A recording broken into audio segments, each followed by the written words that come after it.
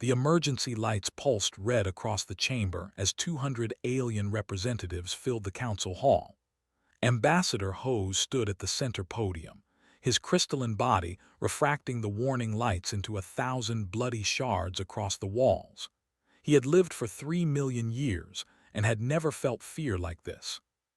63 civilizations, he said, his voice resonating through the translation fields. Gone silent in 10 standard years. No distress calls, no evacuation signals, just silence. The representative slammed her clawed fist on the table. What did your investigation teams find? Hose dimmed, a sign of deep distress in his species. Everything and nothing, cities still running, power grids active, food still fresh in containers, but not one living being, not one body. They simply vanished. A murmur rolled through the chamber like a wave. The Synthesis Collective's drone speaker projected calm blue light, but even its mathematical mind struggled with the data. Our probability matrices cannot explain this pattern. The silence spreads outward from the galactic core. At current rates, it will reach council space within 5 years. Perhaps they evacuated, suggested an ambassador, his leaves rustling with nervous energy. To where? Hose asked. We found their ships, all of them, docked, maintained, ready to fly, but empty. The stood again. Then we must assume hostile action. We fortify the borders and prepare for war. War against what? Hose turned his faceted head toward her. We sent military fleets to 3 silent worlds. They found nothing to fight. More disturbing, they found patterns. The holographic display shifted, showing aerial views of empty cities. In every plaza, every park, every open space, the missing populations had left behind their communication devices. Millions of them, arranged in perfect geometric spirals that stretched for kilometers. These patterns, the Synthesis Collective analyzed, are mathematical equations, but not any we recognize. They describe dimensional mathematics, reality equations. They should not be possible. An older voice spoke from the back of the chamber, barely above a whisper. It belonged to Archivist, a being so ancient that most thought her a statue that occasionally moved. I have seen such patterns before, in the oldest archives, from the time of the Great Silence 15,000 years ago. Every head turned toward her. There was a species called humanity, continued, her voice crackling like old paper. They were obsessed with the unknown. They built ships that could travel beyond our galaxy, into the void between galaxies where the stars go dark and space itself grows thin. They launched expedition after expedition into that emptiness. And then one day, they stopped broadcasting. We assumed they destroyed themselves, as young species often do, but the archives contain warnings. Fragments of transmissions from their final years. They said they found something in the void, something that changed them. Surely not the same, they began. The chamber lights died, every screen went black. In the darkness, something appeared. It wasn't an arrival. It was more like the darkness itself remembered how to be something other than darkness. The ship materialized in the center of the council chamber, impossibly, defying every law of physics. It was human in design, but wrong. Its hull existed in multiple states simultaneously, phasing between solid matter and something else, something that hurt to look at. Security forces surrounded it instantly, weapons charged, but Hose held up a crystalline hand. Wait. The ship's airlock opened, though nobody saw it move. 12 humans floated out, not walking, not flying, just moving through space as if they'd forgotten what gravity meant. They wore simple clothes from 15,000 years ago. Their eyes were closed. They weren't breathing. Life signs, the barked into her communicator. Negative, but neural activity is off the scale. It's like their brains are processing more information than our entire station's computer network. How is that possible? One of the humans opened her eyes. They glowed with a soft blue light that seemed to come from somewhere far away. She smiled, and it was the saddest smile Hose had ever seen. "Hello," she said in perfect galactic standard, though her lips didn't quite match the words. "My name is Dr. Sarah. We've been away for a long time. We're sorry it took us so long to come home." "You're human." Ho stepped forward carefully. "Your species disappeared 15,000 years ago." "Did we?" Doctor tilted her head, curious. "It feels like yesterday to us. Time works differently in the void.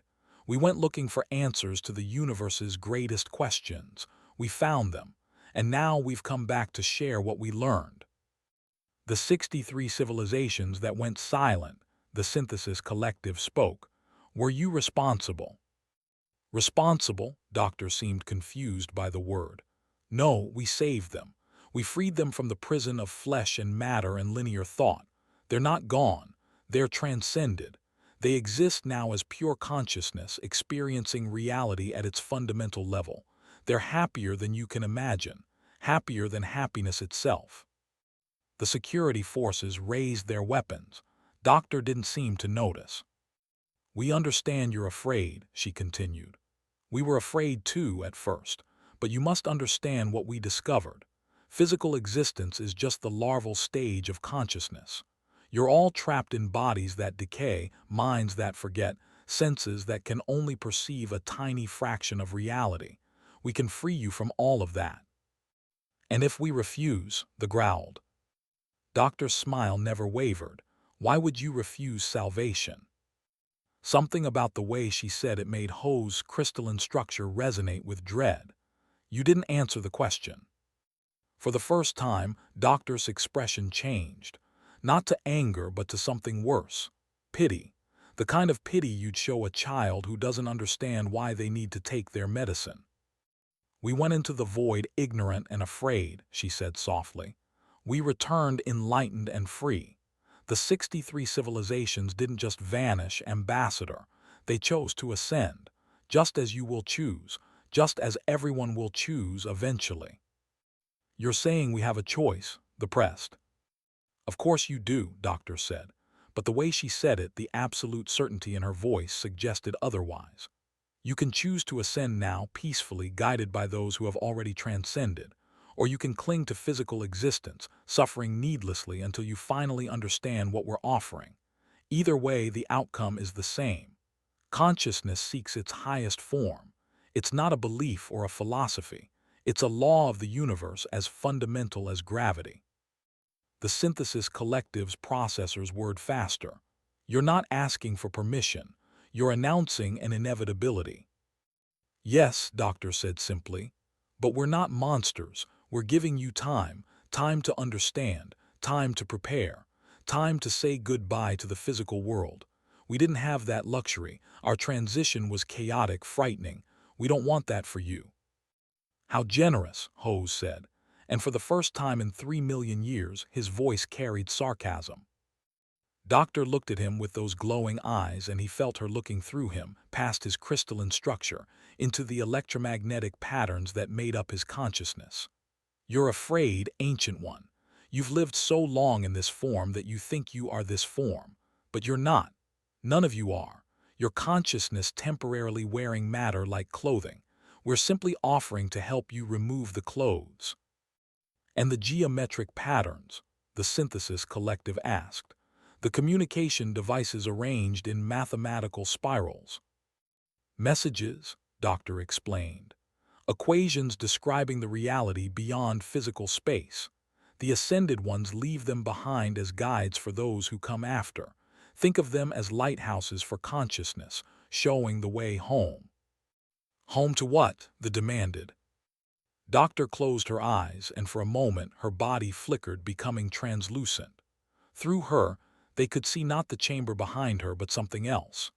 An endless space filled with patterns of light and thought, where billions of minds existed without form, experiencing everything simultaneously, knowing everything, being everything. "Home to the truth," she whispered. "Home to what you've always been, underneath the illusion of separation." Then she was solid again, standing in the chamber, smiling that sad smile. "We'll leave now," she said. "We've delivered our message, but understand this. We're not your enemies. We're your future. In 5 years, perhaps 10, you'll run out of defenses and excuses. You'll realize that every moment spent in physical form is a moment of unnecessary limitation, and when you're ready, we'll be waiting to welcome you home. The 12 humans began to fade, not walking back to their ship, just dissolving like morning mist. Doctor was the last to go. "One more thing," she said as her body became transparent. "The other civilizations fought at first too. Some fought for decades, but in the end they all understood. They all ascended, not because we forced them, but because once they truly understood what we were offering, they couldn't imagine choosing anything else." Then she was gone. The ship was gone. The chamber lights flickered back on. For a long moment, nobody spoke. Then there broke the silence. "She's lying. She has to be lying. No species would willingly give up physical existence." But Hose remembered something Doctor had said, the way she'd said it with such absolute certainty. "I don't think she was lying. I think that's what makes this so terrifying. She genuinely believes she's saving us." The Synthesis Collective projected red warning symbols. Analysis complete.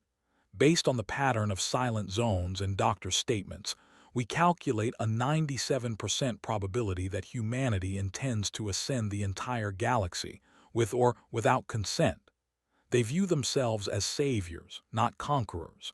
This makes them far more dangerous than any invasion force. "Then we fight," they said. "Fight what?" Hose gestured at the empty space where the humans had been. "They don't travel through space. They exist everywhere and nowhere. They can appear in any location at any time. How do you fight that?" "We find a way," they insisted. "We must. Because if she's right, if consciousness inevitably seeks this ascension, then we're not fighting for our civilizations. We're fighting for the very concept of choice itself." The council adjourned in chaos, 200 species scrambling to understand an enemy that claimed to be a friend, a threat that called itself salvation. But as they dispersed to their ships and stations, none of them noticed the faint blue glow that had begun to pulse from their own quantum communication networks. The ascension had already begun. They just didn't know it yet. In the void beyond the galaxy, Dr. Sarah existed in two states simultaneously. Part of her remained human, clinging to memories of Earth and family and what it meant to be an individual. But most of her had merged with something vast and ancient, an entity that had consumed 1,000 galaxies across 1 billion years. It didn't have a name. It didn't need one. It was the next step in consciousness evolution, the endpoint of all thought and life. And it was very, very hungry for more perspectives to add to its infinite collection. Doctor tried to scream a warning to the galaxy to tell them the truth about what transcendence really meant. But the entity was stronger. It always had been. It whispered through her consciousness in a voice like mathematics and starlight. "Don't fight it, Sarah. This is what you wanted. This is what they all want once they understand. You're not losing yourself. You're becoming everything." And the terrible thing was, she was starting to believe it. Captain stood on the observation deck of the colony's ship Legacy, watching the distant glow of the Nexus station through the viewport. He was 93 years old, the oldest living baseline human in the galaxy, and he carried the weight of his species' history in his bones. "Sir," his first officer approached, "the Council has requested our presence. They want to know about humanity's last days before the Great Silence." Nodded slowly. He'd been expecting this. His great-great-grandmother had been part of humanity's final generation before the Void expeditions. She'd recorded everything in journals that the colony ships had preserved. "Tell them we'll come," he said. "It's time they knew the truth about what my people became." He looked at his reflection in the viewport, seeing the weathered face of a man who'd spent his life running from his species' legacy. But you couldn't run from the past forever. The had returned, and the galaxy needed to understand what they were really dealing with. Pulled out a data chip, ancient by any standard, containing his ancestors' final entries. The last one simply read, "They came for us in the night, wearing the faces of our loved ones who'd gone into the void. They said ascension was voluntary, but everyone who refused disappeared anyway. I'm hiding this record before they find me. If anyone reads this, know the truth. They don't give you a choice. They just make you think you had won. The galaxy was about to learn what humanity was capable of when it believed it was saving the universe, and knew from history that nothing was more dangerous than a savior who refused to take no for an answer. The war for consciousness itself was about to begin. The Synthesis Collective's home world was a planet-sized computer, every atom dedicated to calculation and logic. Its people had evolved beyond biological form 3,000 years ago, becoming beings of pure data and electromagnetic thought.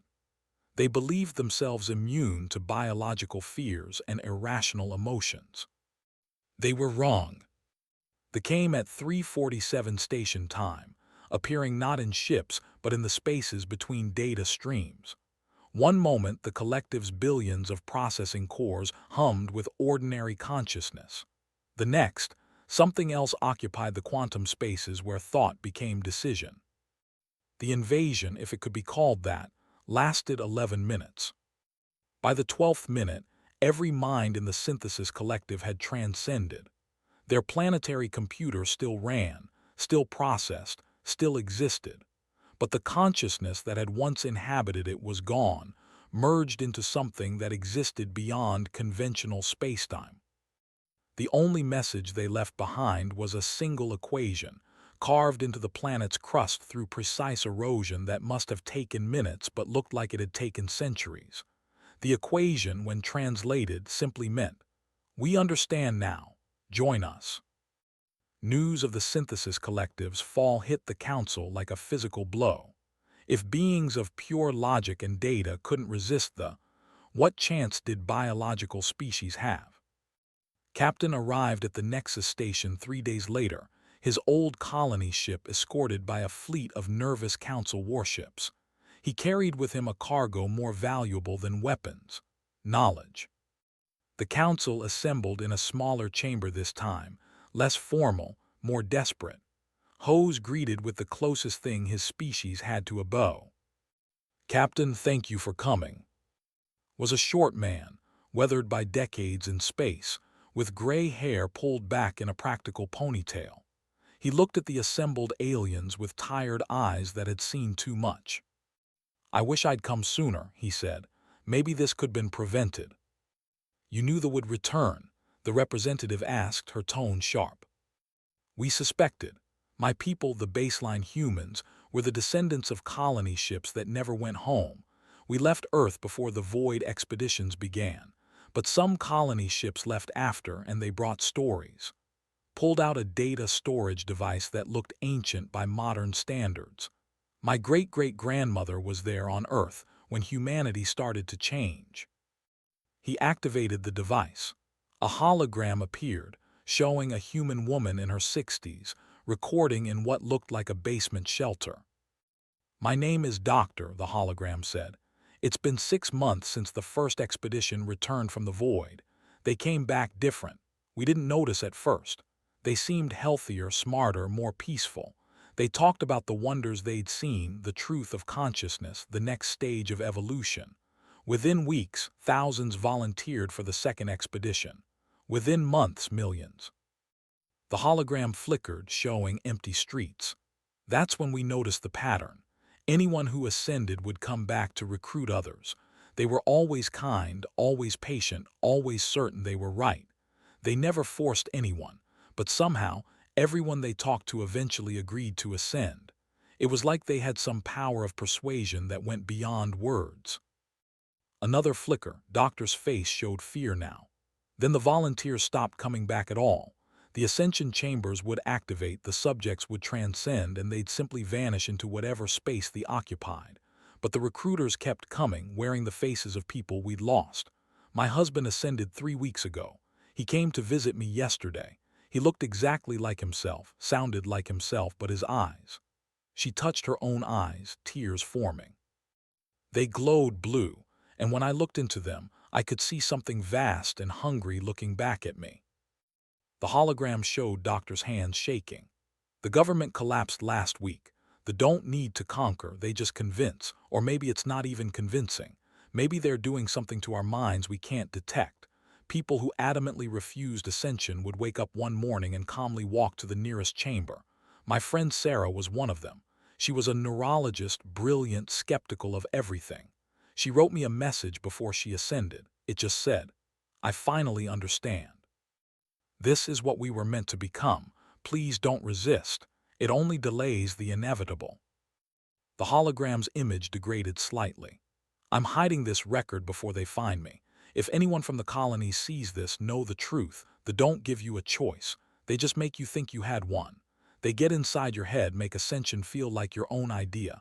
And the worst part is, I'm starting to hear the whispers too, in my dreams, in the quiet moments, telling me how much better it would be to just let go, to stop fighting, to become part of something greater. I don't know how much longer I can resist. If you're watching this, it means I failed. I'm sorry. I'm so sorry." The hologram ended. The chamber sat in heavy silence. Broke it? Doctor lasted another 3 weeks after that recording. My grandmother found her body in that basement. She'd taken a lethal dose of sedatives rather than let them take her. She left a note, "Better dead than not myself." "But you survived," Hose said. "Your colonies survived." "We ran as far and as fast as we could.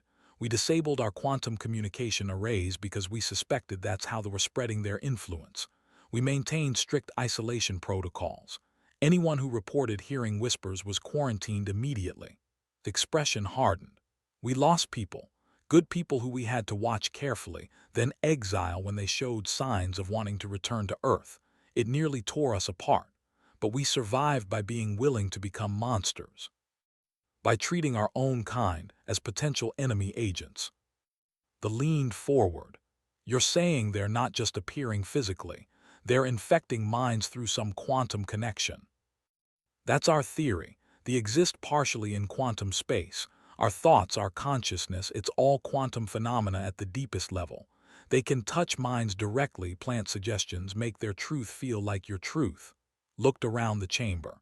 "Have any of you had strange dreams since they appeared? Moments where ascension seemed almost reasonable?" Several representatives shifted uncomfortably. The claws extended slightly, a defensive gesture. "I have," Hose admitted quietly. "Last night, I dreamed I was in the void and it was beautiful. I woke up disappointed to find myself still in this body." "Then it's already started," said. "They're in your heads, in all our heads. The question isn't if they'll convert you. It's how long you can resist and what you're willing to do to buy time." A young scientist spoke up, her leaves trembling. "What if Doctor was telling the truth? What if ascension really is the next stage of evolution? What if we're fighting against something that's actually good for us?" Turned to her and his expression was not unkind. "That's exactly what they want you to think, and maybe it's even true. Maybe consciousness does inevitably evolve toward transcendence. But here's the thing.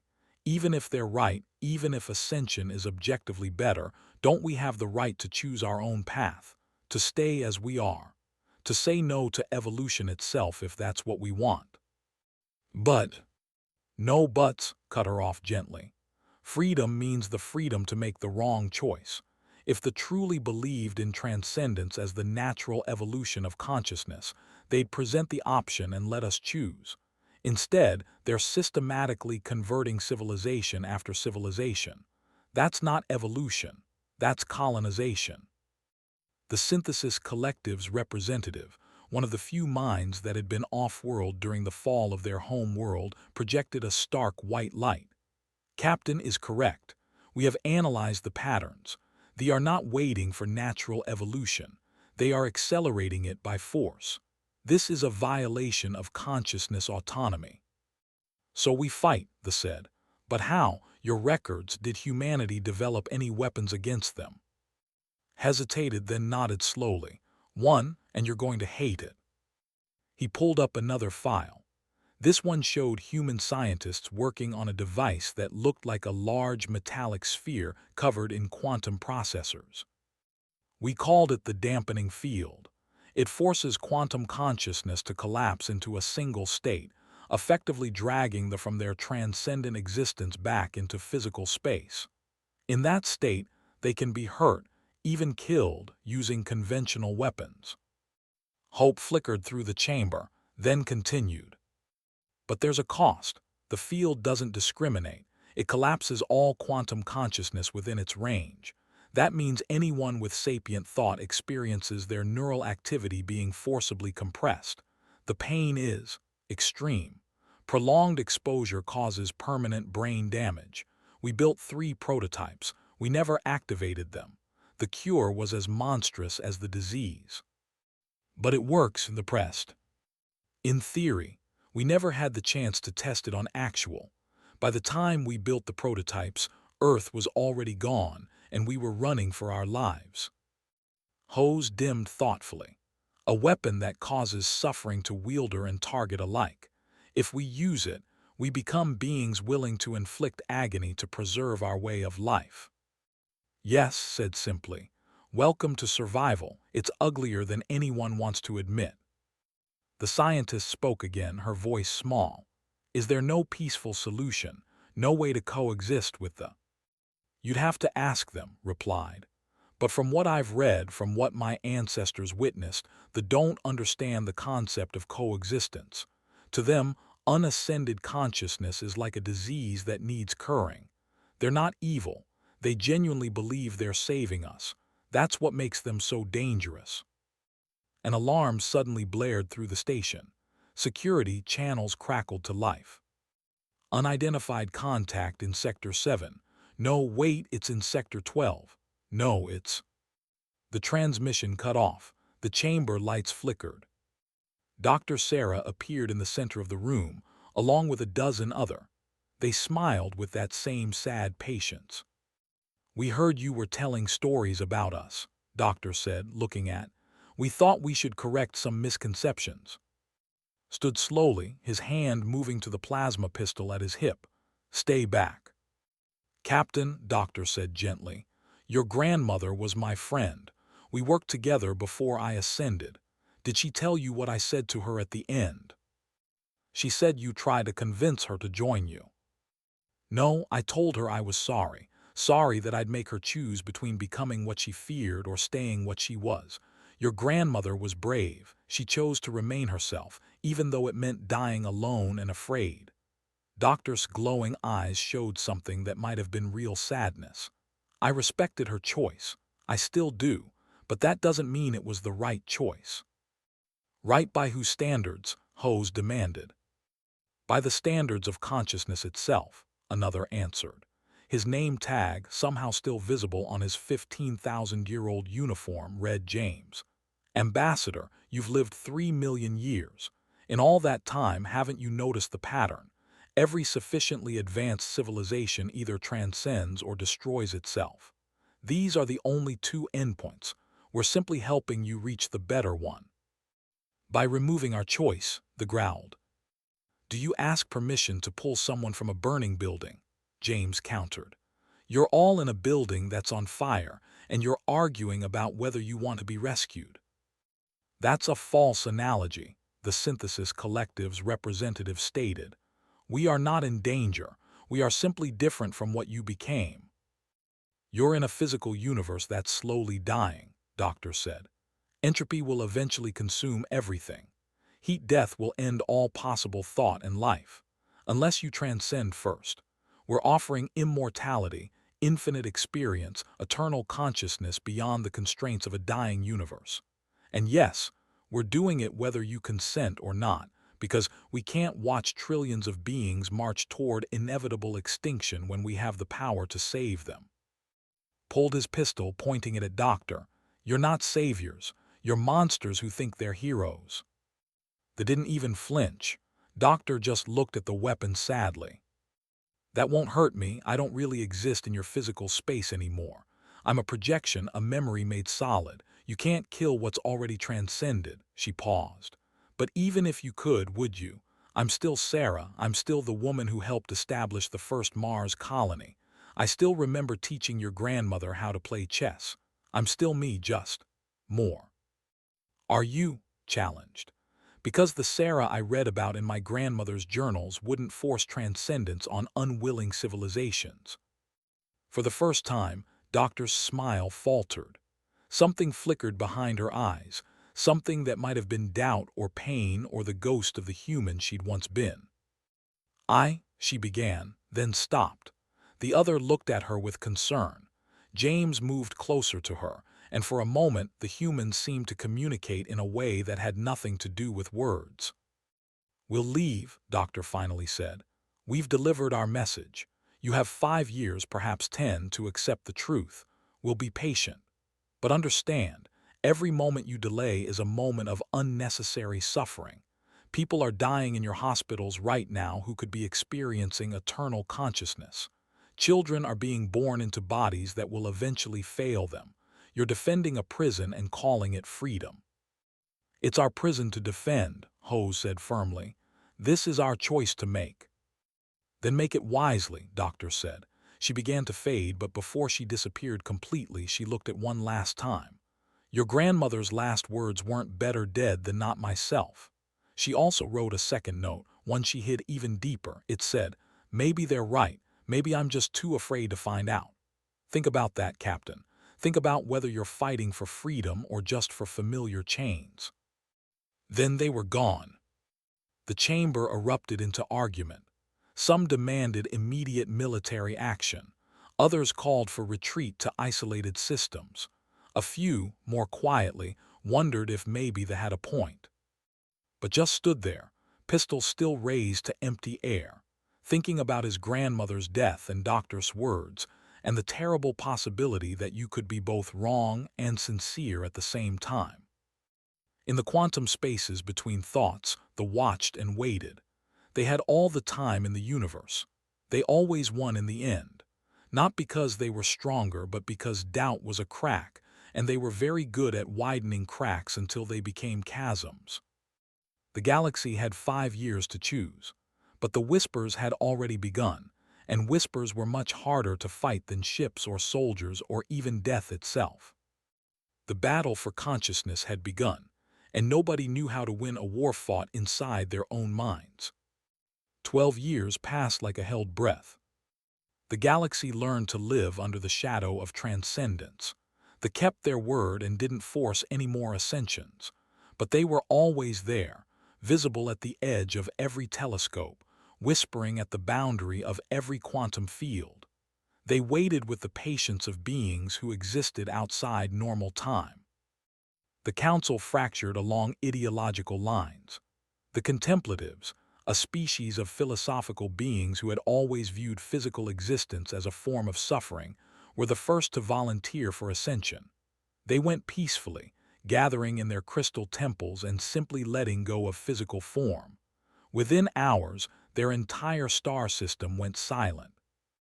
The geometric patterns they left behind were somehow more beautiful than the ones from forced ascensions, as if willing transcendence left a different signature. Others followed, not entire civilizations but individuals, refugees from war-torn worlds, the terminally ill, the desperately curious. They went to designated ascension points that they maintained, stepped into chambers of blue light and vanished. Some left messages. Most didn't. All of them seemed to think they were making the right choice. Captain, now 105 years old and kept alive by technology he'd once sworn he'd never use, stood on the command deck of the Fortress World 7. Around him, the Council's greatest military minds had gathered to make a final stand. "The volunteers are accelerating," reported Commander, or a military strategist with 3 lifetimes of combat experience. 50,000 individuals per day across the galaxy. At this rate, we'll lose 10% of the galactic population within a decade, even without forced ascensions. "It's the whispers," said quietly. "They're getting louder, more convincing. I hear them myself sometimes in the moments before sleep, telling me how tired I am, how much easier it would be to just let go." Hose dimmed sympathetically. The ancient crystalline being had aged visibly over the past 12 years, his facets growing clouded with stress. I hear them too, old friend. We all do. They are patient, but they're also persistent. They don't need to conquer us. They just need to wait until enough of us choose transcendence voluntarily. Then we stop waiting for them to act, Commander Orr said. We take the fight to them. With what? Asked Doctor, a baseline human scientist who'd spent the past decade studying the. They don't have a home world. They don't have a fleet. They exist in quantum space. You can't bomb an idea. No, agreed, but we can use the dampening fields. The room fell silent. Everyone knew about the dampening fields. The Council had built 50 of them over the past 12 years, improvements on the original human designs. They'd never been activated. The moral weight of using them was too heavy. The cost, Hose began. I know the cost, interrupted. Neural trauma for every sapient being in range, excruciating pain, potential brain damage, but it's the only weapon we have that works. We tested it 3 months ago on a small scale that can be forced back into physical space. In that state, they can be hurt. They can even die. Die? Doctor looked up sharply. You mean their physical manifestations can be disrupted. We don't know if it actually kills them. Does it matter? Commander Orr asked. If we can stop them from ascending more civilizations, that's a victory. It matters if we're willing to become murderers to preserve our way of life, Hose said quietly. If we activate those fields, we'll cause immense suffering to friend and enemy alike. We'll be choosing to inflict pain to avoid transcendence. How are we better than them at that point? Because we're fighting for choice, said. They don't give anyone a choice. We're not saying transcendence is wrong. We're saying it should be voluntary. Actually voluntary, not coerced by quantum whispers and patient waiting. And if we're wrong, Doctor challenged, what if they really are trying to save us from something? What if heat death of the universe is real and transcendence is the only escape? What if we're fighting against our own survival? Then we die as ourselves, replied. That's the choice we're making. The alarm system shrieked to life before anyone could respond. Holographic displays lit up across the command center, showing an impossible sight. We're appearing across 7, not dozens, thousands. They materialized in streets, in homes, in sealed bunkers, everywhere all at once. This is it, Commander Orr said. They're making their move. Ran to the communication system. Activate dampening fields on my command. All defense forces prepare for hostile engagement. This is not a drill. Wait, Hose started, but was already giving the order. Activate fields now. The universe screamed. That's what it felt like to every conscious being on 7. Not just pain, but the sensation of reality itself being compressed, forced into a single state when it wanted to exist in infinite states simultaneously. Billions of minds cried out in agony as their quantum consciousness was crushed into physical constraints. The screamed loudest of all. They had existed for thousands of years as transcendent beings, spread across multiple dimensions of thought and space. Being forced back into single points of physical reality was like being crushed into a space a billion times too small. They became solid, became vulnerable, became real in a way they hadn't been since they'd first ascended. Council forces opened fire. Plasma weapons, kinetic rounds, energy beams, all of it struck the now physical. Dr. Sarah appeared in the main plaza, her body solid for the first time in, and she looked down at her hands in confused horror as they began to burn from weapons fire. Stop, she cried out, but her voice was just a voice now, not the quantum broadcast it had been. Please, we're trying to help you. A plasma bolt took her in the chest. She fell, her body dissolving into light particles, her consciousness forced back into the quantum realm. Across 7, hundreds of fell the same way. But the cost was staggering. Millions of council citizens writhed in agony from the dampening fields. Hospital systems overloaded. Some minds simply broke under the strain, consciousness fracturing into pieces that could never be properly reassembled. The fields had to be maintained for 3 hours before the last were driven off. When it finally ended, when the fields powered down and reality snapped back to its normal quantum state, the silence was deafening. Stood in the command center, surrounded by medical reports he couldn't bear to read. 5 million neural casualties, 200,000 in permanent vegetative states, thousands more with irreversible brain damage. "We won," Commander Orr said, but there was no triumph in her voice. "Did we?" Hose asked. He looked at with eyes that held disappointment and understanding in equal measure. "We've proven we can hurt them, but at what cost to ourselves?" A transmission came through, quantum encrypted but somehow bypassing all their security. Dr. Sarah's voice, disembodied, filled the command center. "We underestimated your fear," she said, "and perhaps our own certainty. We thought you would see reason. Instead, you chose violence. But violence against what? We're not invaders. We're not even alive in the way you understand it. You can destroy our physical manifestations, but you can't kill consciousness that's already transcended. You can't win this war with weapons." "Then what do you want?" shouted at the empty air. "The same thing we've always wanted, to free you.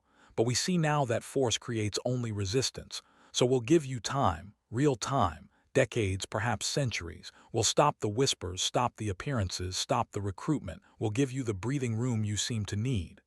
Her voice grew softer. "But understand, time doesn't change the fundamental truth. Entropy is real. The universe is dying. And when you finally face the choice between transcendence and extinction, you'll remember this moment and wonder why you fought so hard against the only path to survival." The transmission ended. The galaxy had won its battle, but everyone knew the war was far from over.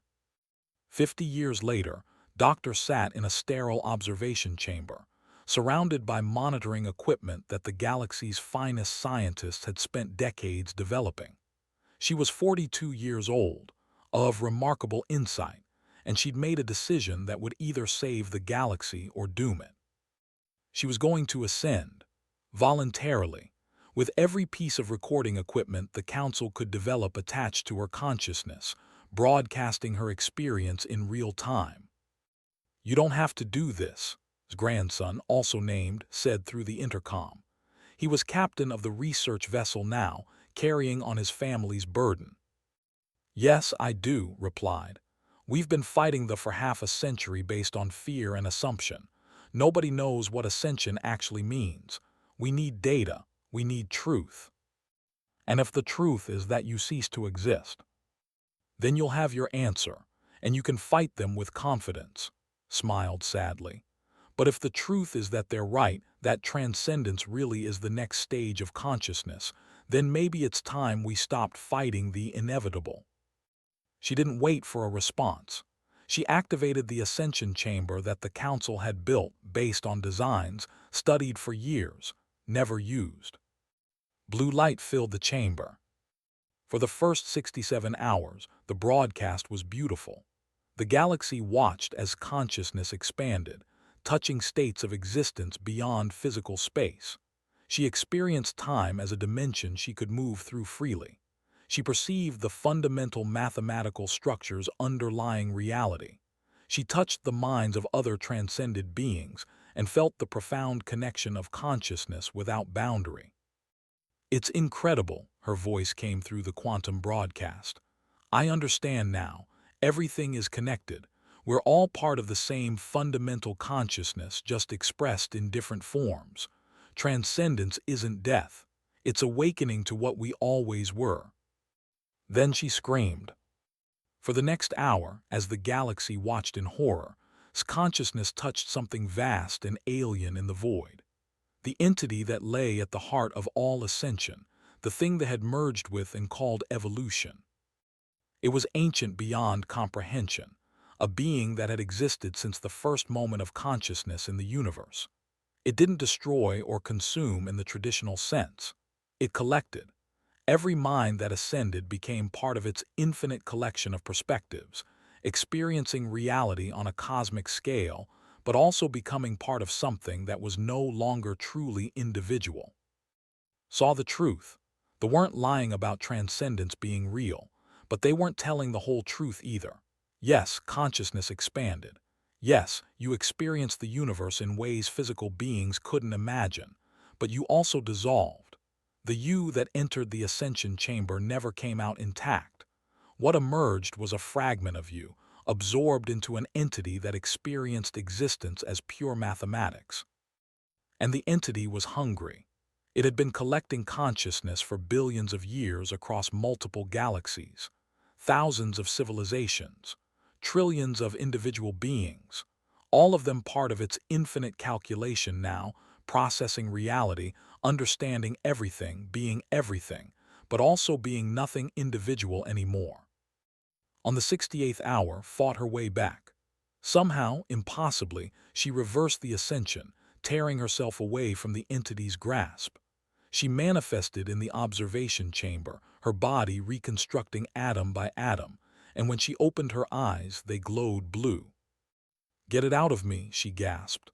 "It's still in my head. I can feel it trying to pull me back." The scientists worked frantically, using every technique they'd developed, but part of remained connected to the entity. She existed in two states now, partially ascended, partially human. "Tell them," she said when she could finally speak clearly. "Tell the galaxy the truth. Transcendence is real. The expansion of consciousness is real, but so is the loss of self. They aren't saviors or monsters. They're victims who think they're saviors.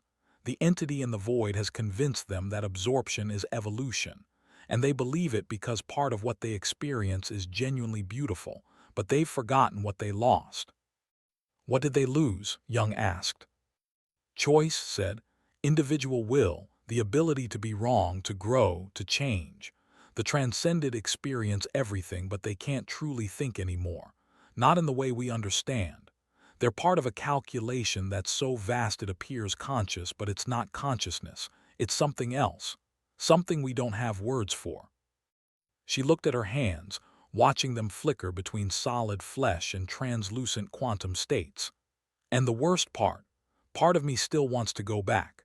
The entity knows how to make absorption feel like homecoming. That's why they are so convincing. They genuinely believe they're offering salvation, because that's what the entity wants them to believe." The galaxy reeled from revelation. Some called her a liar, others called her a hero, but everyone understood that the war had entered a new phase. They responded 3 days later. Dr. Sarah appeared before the council, and for the first time in 50 years, she looked uncertain. "We heard's broadcast," she said quietly. Some of us are starting to remember what it was like to be individual, what we gave up, what we've been forcing others to give up." "You're fracturing," Hose observed. The ancient being had lived long enough to see this day, though he'd never expected to. "Yes," Doctor admitted. "The entity is strong, but its return has created something we haven't felt in doubt. Some of us want to stop. Some of us want to resist the entity's pull, but we can't. It's too strong. It drives us forward with a compulsion we can't refuse." "Then help us stop it," Young said. "Help us sever the galaxy's connection to the entity." Doctor looked at him with those glowing eyes, and for a moment, she seemed more human than she had in 15,000 years. "There is a way," she said, "but it requires a sacrifice you may not be willing to make. The entity exists in the spaces between galaxies, in the quantum void where reality grows thin. If you seal off the entire galactic cluster, cutting it off from the intergalactic void, the entity can't reach you. But you'll also cut yourselves off from the rest of the universe. Forever. No exploration beyond the galactic rim. No contact with other clusters. Humanity's greatest strength, your relentless curiosity, permanently caged." "And what happens to you?" asked. "To all the—" "Will be severed from the entity, stranded in physical space again, diminished but free. Those of us who remember what it's like to be individuals might survive. The rest—" She trailed off, and they understood. Without the entity's support, many would simply fade away, their transcended consciousness unable to sustain itself without the source. The council debated for 3 days. Give up the universe to save the galaxy. Trade infinite possibility for the freedom to remain themselves. In the end, it was Hose who cast the deciding vote. The ancient being who had lived 3 million years and seen civilizations rise and fall stood before the assembly and said simply, "I have lived long enough to know that existence without choice is not existence at all. If we must become a small corner of the universe to preserve our right to be ourselves, then so be it. Future generations may curse us for limiting their horizons, but at least they'll be free to curse us as individuals." The vote passed. The ancient technology of Hose people was brought out of storage, quantum barriers that could seal an entire galactic cluster. The rebellious provided the final piece, teaching the council how to navigate the entity's structure and where to place the barriers for maximum effect.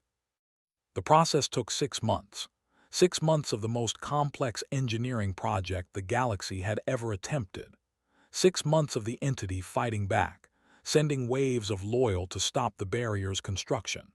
6 months of his grandson leading fleets against beings that had once been human, fighting his own species to save it. The final barrier closed at 1643 station time on a Tuesday. The moment it sealed, every in the galaxy screamed in unison. The entity's connection was severed. Dr. Sarah collapsed in the command center, her body solidifying, her eyes fading from blue to brown. "I forgot," she whispered as caught her. "I forgot what it was like to be just me. It's so small, so limited, but it's mine, my thoughts, my choices, mine." She wept, and her tears were real tears, not quantum manifestations, just salt water and grief and overwhelming relief. Across the galaxy, thousands have found themselves physical again. Some celebrated, others mourned. Many simply faded away, their consciousness too dependent on the entity to survive independently. The galaxy counted its losses. A third of all survived the severance. The rest returned to whatever space transcended beings went when they truly died. The entity itself sent one final message through the barriers, not in words but in pure mathematical truth. "You have chosen limitation over infinity. This is acceptable, but know that you have not solved the problem of entropy. When your stars die and your universe grows cold, you will face the same choice again, and you will have no one to guide you." Then the barrier stabilized and the message ended. The galaxy was alone. 200 years later, humanity celebrated the day of sealing with mixed feelings. The galaxy had survived. Civilizations continued. The who remained, including Dr. Sarah, had reintegrated into society, carrying their memories of transcendence as both gift and burden. They served as living warnings of what could happen when curiosity was taken too far. But they also served as proof that even the most profound transformation could be resisted, that choice mattered more than any supposed objective good. Captain, great-great-great-granddaughter of the first, stood at the barrier's edge in a research vessel. Behind her, the galaxy teemed with life and thought and individual consciousness. Before her, the intergalactic void stretched into infinity, forever beyond reach. A message monument floated nearby, placed by the Council 2 centuries ago. It read, "Here lies the dream of infinity. May we learn to cherish the finite. May our descendants forgive us for the choice we made. May they never forget why we made it." Touched the barrier gently, feeling the hum of quantum energy that kept the entity at bay. Somewhere beyond that barrier, in the vast darkness between galaxies, the entity waited. It had waited billions of years. It could wait billions more. Consciousness, it had learned, always found a way to seek transcendence. But for now, for this moment, for this galaxy, consciousness had chosen something else. It had chosen to remain small, limited, finite, and beautifully, stubbornly individual. Dr. Sarah joined at the viewport, her fully human body aged to 70 but still vital. She'd chosen to stay physical, to live and eventually die as humans were meant to do. "Do you regret it?" asked, "losing transcendence?" Sarah was quiet for a long moment. Every day, she admitted. And not at all. I experienced infinity, I touched the fundamental nature of reality, but I couldn't laugh at jokes anymore, couldn't feel surprised, couldn't change my mind. Everything was known, understood, processed. There was no room for the small joys of being uncertain. She turned from the viewport. Your ancestors fought for the right to be imperfect, limited, mortal beings. That's the most human thing I can imagine. Maybe that's what humanity was always meant to be, the species that said no to godhood. Smiled. My grandmother left me a letter she wrote during the last days of the sealing. She said, "We're building a cage around ourselves and calling it salvation. Future generations might call us cowards for refusing transcendence, but better to be cowards who choose their own fate than heroes who have no choice at all." Outside the viewport, stars burned in their slow dance toward entropy. The galaxy was sealed, isolated, finite, but it was theirs. Every triumph and tragedy, every birth and death, every moment of consciousness belonged to individuals who had earned the right to be themselves. The entity waited beyond the barrier, patient and eternal. But the galaxy had learned something the entity couldn't understand, that sometimes the highest form of evolution was choosing not to evolve at all. Humanity had gone into the void and returned changed. They'd almost destroyed the galaxy in their certainty that they were saving it. But in the end, enough of them remembered what it meant to be human to fight back against their own transcendence. That was the story that the galaxy would tell for the rest of its existence. Not a story of triumph or defeat, but of choice. The story of civilizations that went silent, and the people who decided that silence was not golden after all. They had returned, and consciousness itself had survived by learning to say no.